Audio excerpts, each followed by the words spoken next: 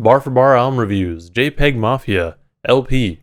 LP is the latest album from one of my favorite artists in recent years, JPEGMAFIA, and also follows one of my favorite albums of 2019, All My Heroes Are Cornballs, as well as his EP and EP2 releases from the past year or so. There's been a lot of discussion about this project in particular, at least from Peggy on Twitter, where he's kind of aired grievances regarding getting samples cleared and label issues. So, with this album, there are two versions of it.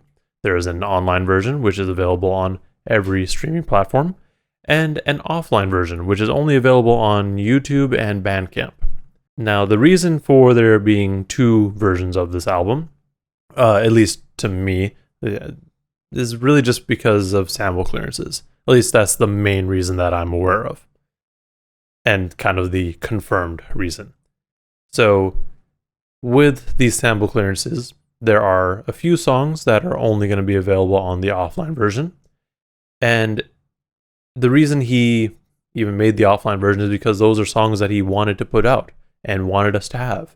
So, instead of waiting even longer and fighting and paying more to get these samples cleared, he's like, nah, I'll just make a different version for y'all. That way, he can end his record deal and still put out music that he wanted to. Like I said, there are differences in the tracks. So the offline version obviously has a few more songs, but that doesn't mean the online version doesn't have its differences as well.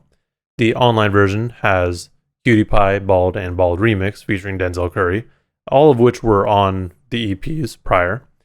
And the offline version has Hazard Duty Pay, God Don't Like Ugly, 100 Emoji, Dikembe, and Untitled. Other differences, at least major ones, from the track list is that the flame emoji on the offline version has retitled to Kissy Face Emoji on the online. And Tired, Nervous, and Broke is changed to Sick, Nervous, and Broke. Aside from that, the track sequencing is also different, primarily being that Damn Damn Damn is removed from, like, I believe the middle of the album to the very end, just before Untitled.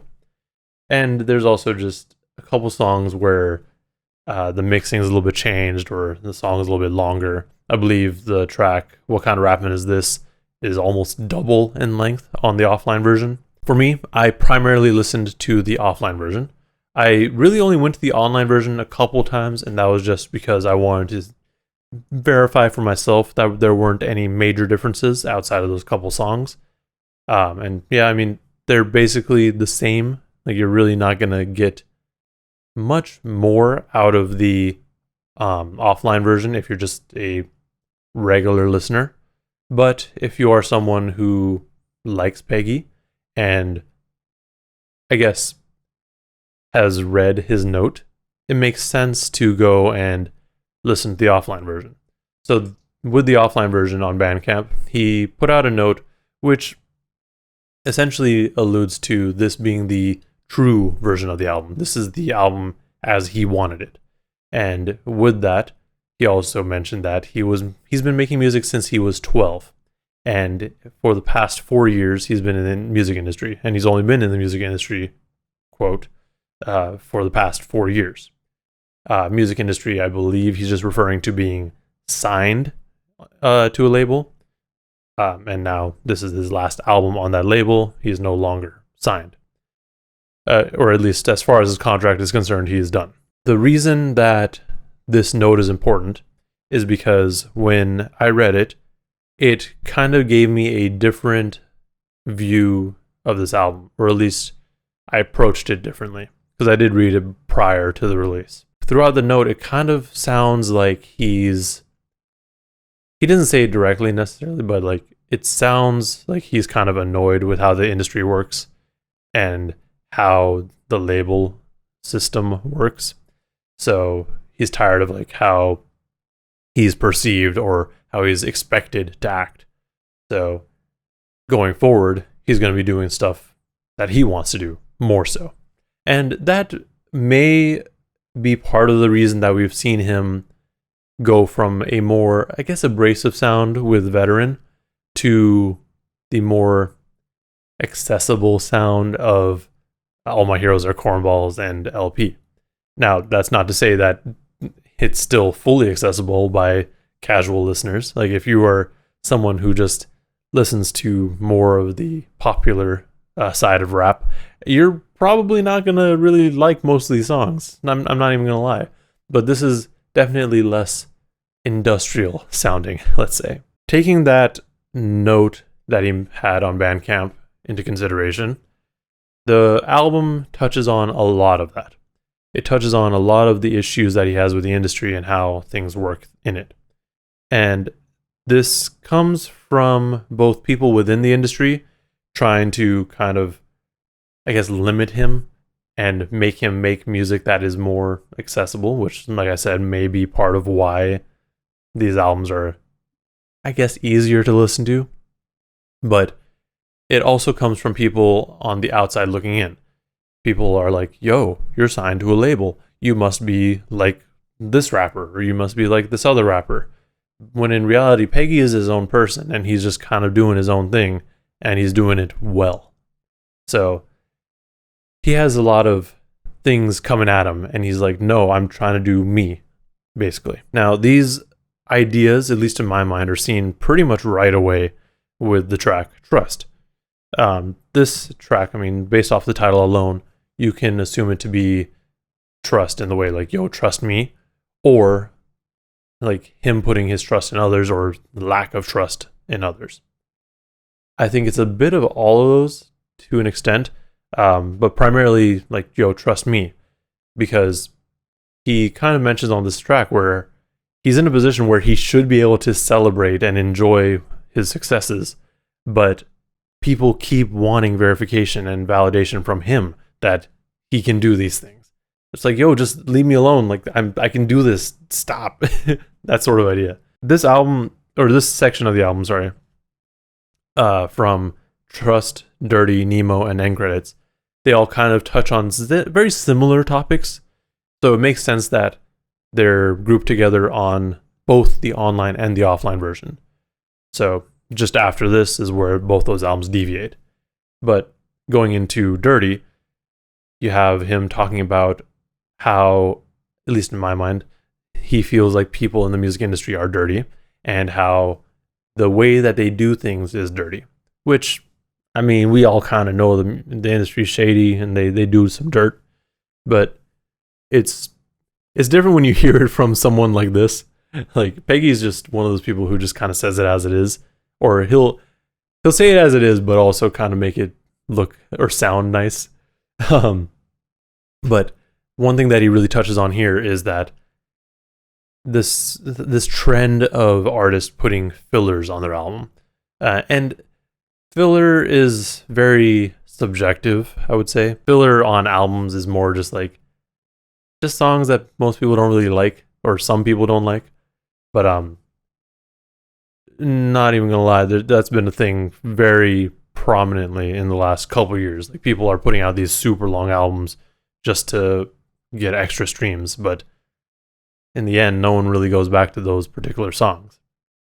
But he takes it a little bit further and puts it as in they're filling their verses, like their verses are filler. So to me, that just kind of sounds like him saying like you're just making songs long for no reason, or you're not saying anything important on your songs. Which, if you look at it, a lot of the songs on this album are pretty short. And Peggy's one of those guys that kind of goes in and out. He's like, I'm gonna just go in, say what I gotta say, and then dip, and that's it. Like he's not gonna just stay in there. But anyways, going on through the rest of the beginning of the album, End Credits is just insane. And now, you know how I said in the beginning of this video, he's one of my favorite artists. This is one of those times where I consider him more of an artist. Like I don't even consider a rapper. I just think of him as an artist in general, because he does the rapping, production, mixing, mastering, just kind of everything. I mean, he does have help on production occasionally, but most of the time it's just him. And End Credits, like going from Trust to End Credits, it's the way it goes through. It's so different.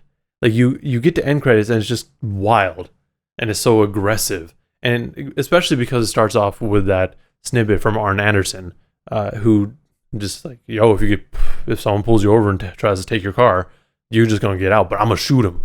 Like, it just comes in and brings that sort of energy, and honestly, it kind of makes sense that the album deviates there, because like that's probably where people, like a lot of casual listeners, would be like, I'm good, I'm gonna just go to something else now. But once you get past that, it changes up again. I also do want to say the transition from Trust to Dirty is really smooth, and I always forget that they're two different songs. This then takes us to Hazard Duty Pay, which is one of my favorite songs on the album, almost entirely because of the sample and the way that he sings with the chorus, and it sticks in my head. But yeah, the song itself, I mean, if you've seen the, I guess, cover art for that song, it's like, rappers need hazard duty pay, which I don't think he necessarily addresses in the song itself, but it is something that rappers will need. I mean, we've seen a lot of rappers getting shot at recently over the past couple of years, people dying. It's like rappers have to go out and make money, like they have to tour to make money, so they need hazard pay essentially. But the song itself, it's really just him calling out fakers in the industry and how he won't be forced to do anything that he doesn't really want to do or isn't aligned with what he does normally. This then goes into God Don't Like Ugly, which is in reference to a novel. I really like this because it's a short song, but it has this like really smooth R&B instrumental to it. And this track is really just, in my mind, him talking about his position in the industry at the moment. This then goes into What Kind of Rapping Is This, which, like I mentioned, it's a bit different on the offline version than the online. On the offline version, it is extended by about a minute and a half or so, almost 2 minutes.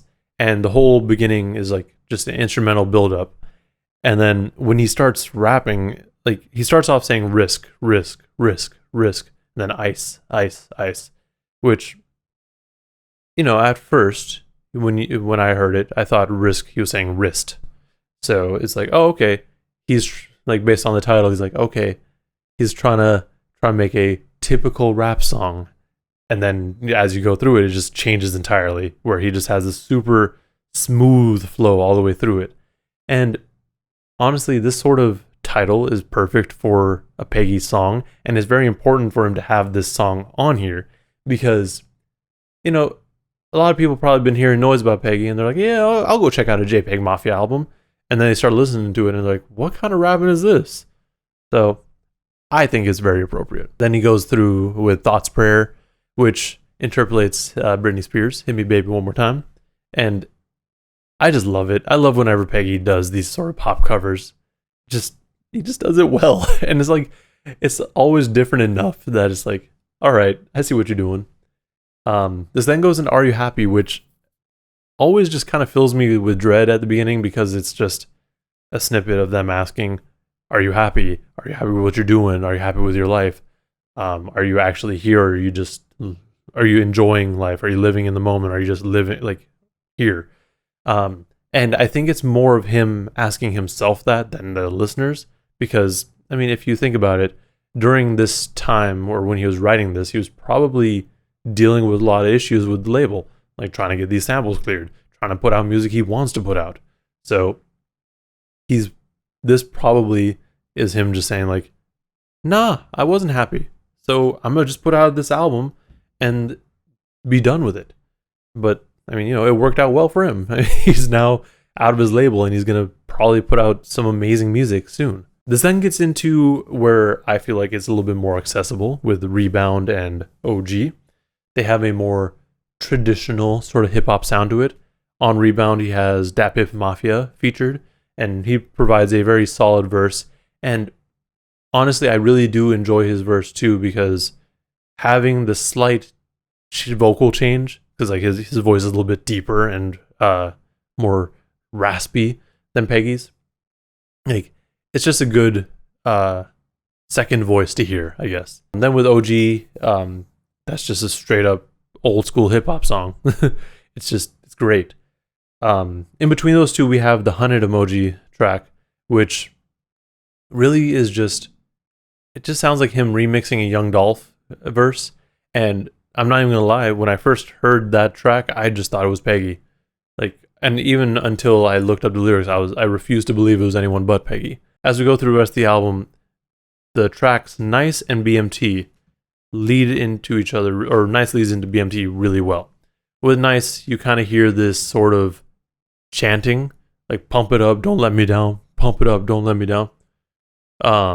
Which I feel has the same sort of tempo as the drums on BMT. I could be wrong. I don't know a whole lot about like music measurements and stuff, but like that sort of like pounding like goes right into BMT, where it sounds like there's marching and chanting throughout the instrumental. And BMT is also just one of my favorite songs because it just hits, it has no reason to be so hard on this album. Like, it's just it's one of those songs that if I heard live, I'm sure everyone would be going crazy. As an outro on this album, Untitled is actually really good because it really just sounds like he's getting a lot off his chest. And it almost like, it could also just be thought of in my mind as a freestyle. Like, if you think of it that way, it's like, okay, yeah, he's just saying all these things. But I mean, it's definitely structured like a song. But that's the album. I really enjoyed it. And there's just so much to listen to. My only gripe is that I have to use the Bandcamp app to listen to it in my car, and it doesn't really work really well with Android Auto. But it's such a good album. What I'm really excited for going forward is to see what he does next, because like I said, this is his last album on the label. Like now he can just do whatever he wants. So are we going to get something that's more along the lines of these albums, like the past couple albums, or are we going to go back to Veteran? Or, you know, is he just going to go somewhere else entirely? Because if you look at it like just strictly music, you kind of see this slow transition to this more R&B / pop sort of vibe to his music. But you have to think about it. Is that something that he wanted to do, or is it something that he was pushed to do? I mean, we'll probably have to just wait and see in whatever comes next. But given how much range he has in terms of production and rapping style, you just don't know. There's no telling what's to come next. But yeah, throughout this album, he does talk a lot about industry stuff and how, you know, just his place in the industry. Like, this is his lane, and this is where he's staying. He doesn't want to try to go the fake gangster rap route, because, I mean, that's not him. He doesn't want to try to do super poppy stuff because that's not him either. He wants to do this sort of weird mix of everything, which I'm here for. My favorite tracks on this album are Hazard Duty Pay, Thoughts Prayers, Rebound, OG, and BMT. That's really all I have for this review, though. Let me know in the comments below what you thought of this album and what your favorite tracks are. Also, if you've been watching these reviews, let me know what you thought of this one in particular, because I tried to go a little bit different. No script, just some notes. And although it does make for a longer video, I feel like I can say a lot more. But I also ramble a lot more. So let me know what you prefer. Also, like and subscribe if you want to see more reviews like this. I am trying very hard to stay up to date, but, you know, life is busy, hence why I'm doing a more unscripted review. But with that said, thank you for watching, and please stay safe out there.